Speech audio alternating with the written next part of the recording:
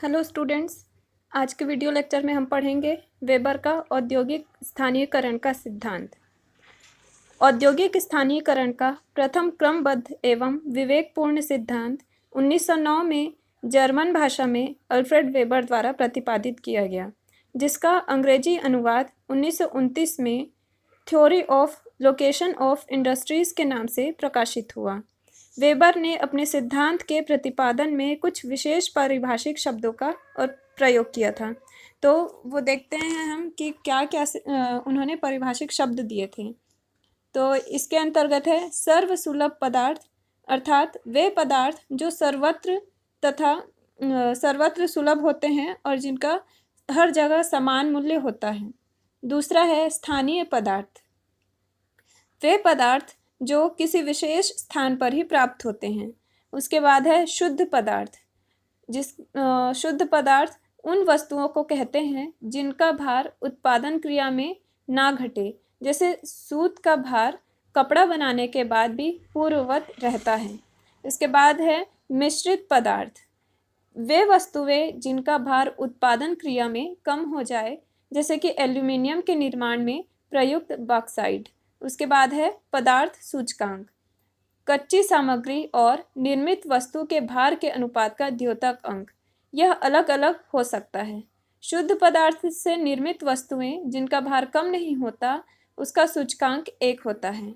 और है स्थानीयकरण भार, प्रति इकाई उत्पादित पदार्थ का स्वयं और उसके लिए प्रयुक्त कच्ची सामग्री जिसका परिवहन किया जाए, उसका भार स्थानीयकरण भार कहलाता है।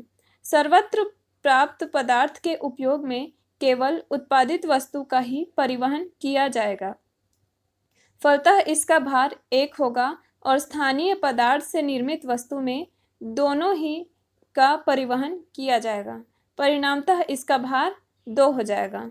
इसके बाद है आइसोडापेन। आइसोडापेन परिवहन लागत दिखाने वाली एक बिंदु पथ रेखा को कहा जाता है। अब हम देखें कि वेबर ने अपने औद्योगिक स्थानीयकरण के सिद्धांत में क्या क्या मान्यताएं दी हैं। तो इसके अंतर्गत उन्होंने जो मान्यताएं दी हैं वो है, देश या प्रदेश में कारखाना स्थापित है वह एक स्वतंत्र और सम क्षेत्र होना चाहिए। मतलब जहाँ पे कारखाना स्थापित होगा वह क्षेत्र, वहाँ पे प्रशासन क्या है, स्वतंत्र प्रशासन होगा, समतल धरातल होगा, समान जलवायु होगी, तकनीकी की उपलब्धता भी होगी। दूसरी मान्यता है, जिस वस्तु के उत्पादन के लिए कारखाना लगाना है उसे एक इकाई के रूप में देखना चाहिए, अर्थात एक समय में एक ही वस्तु पर ध्यान केंद्रित करना चाहिए। कारखाने के लिए कच्ची सामग्री से संबंध में पूरी जानकारी होगी। चौथा है, उत्पादित वस्तु के विक्रय के लिए बाजार की स्थिति और स्वभाव के संबंध में पूरी जानकारी उपलब्ध होगी। पांचवा है, कारखानों में काम करने वाले कुशल और अकुशल श्रमिक पर्याप्त मात्रा में उपलब्ध हैं।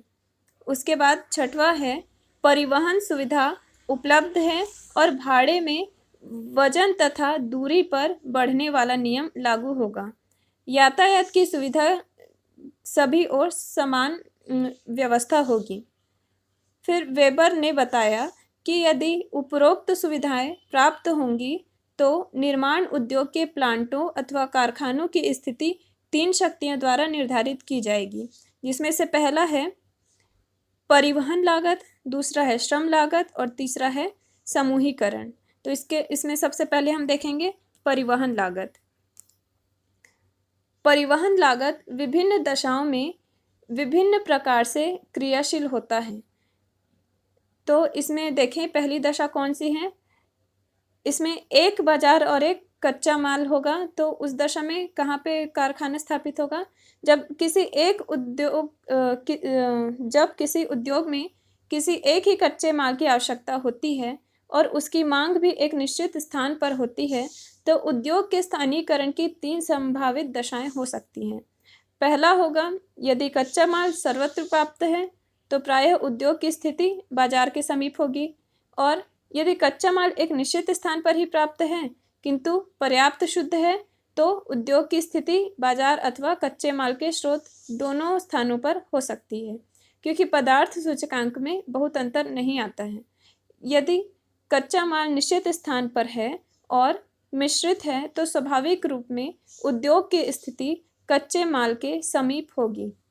और दूसरी दशा अगर हम देखें जिसमें एक बाजार और दो कच्चा माल होगा, तो उस दशा में यदि किसी उद्योग के लिए दो कच्चे माल की आवश्यकता होती है किंतु मांग केवल एक निश्चित स्थान पर ही होती है, तो उद्योग की स्थिति की संभाव्य दशाएं हो सकती हैं।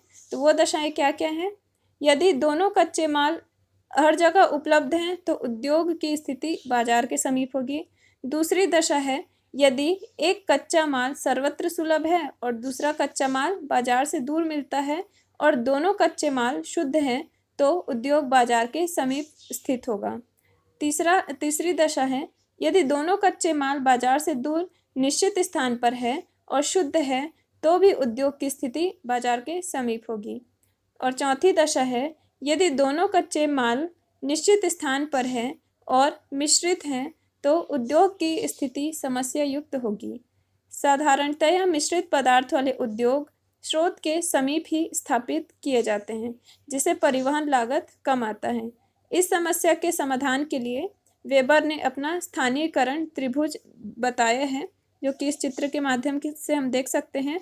यदि दोनों कच्चे मालों की भार हानि में विशेष अंतर है तो अधिक भार हानि वाले कच्चे माल के समीप उद्योग की स्थिति होगी।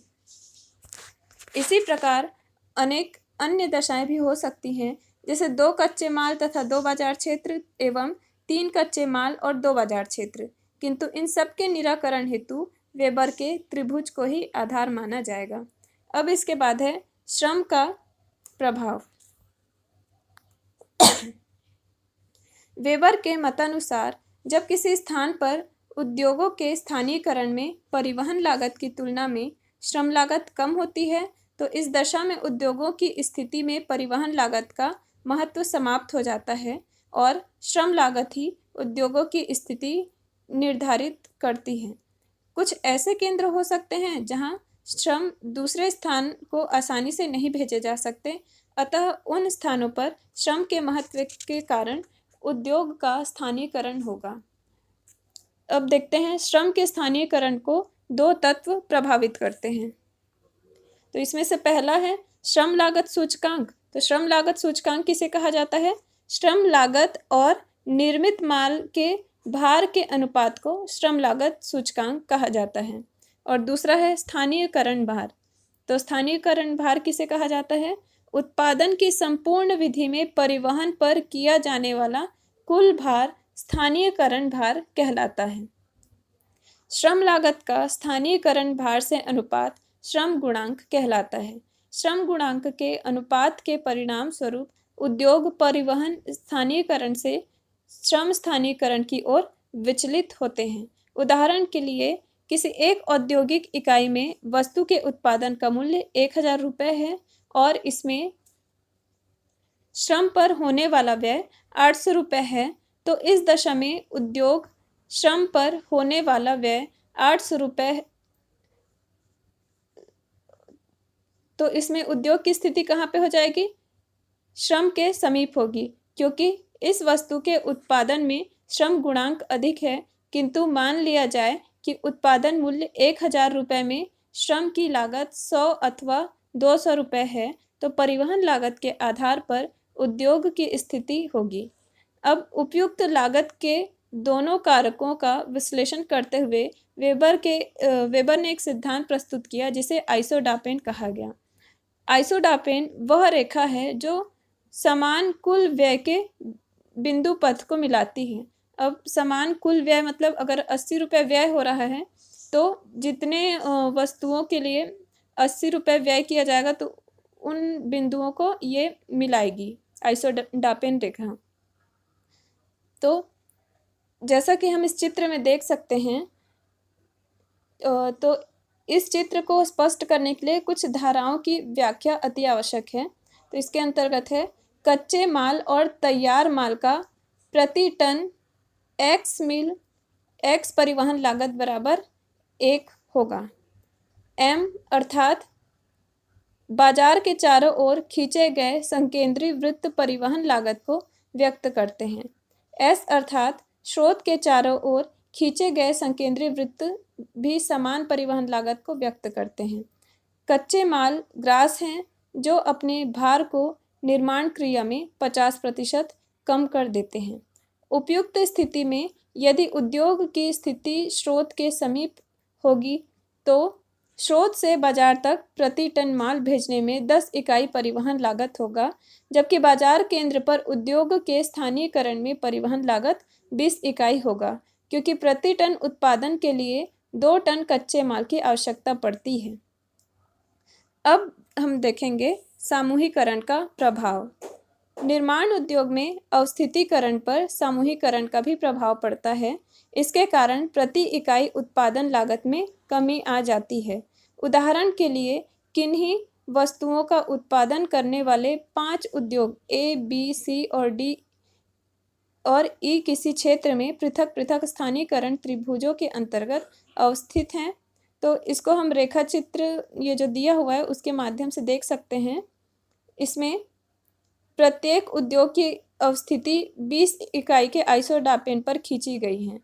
अब इसमें तो ये जो 3 उद्योग दिए गए हैं ए, बी और सी, इसके आइसोडापेन एक स्थान पर एक दूसरे को काटते हैं, अर्थात यदि उस सामूहिकरण क्षेत्र पर ये तीनों उद्योग स्थापित हो जाएं तो इन्हें प्रति वस्तु इकाई निर्माण लागत में 20 इकाई की सुविधा प्राप्त होगी। इसलिए वे उद्योग वहां पर स्थापित होने के लिए प्रवृत्त होंगे।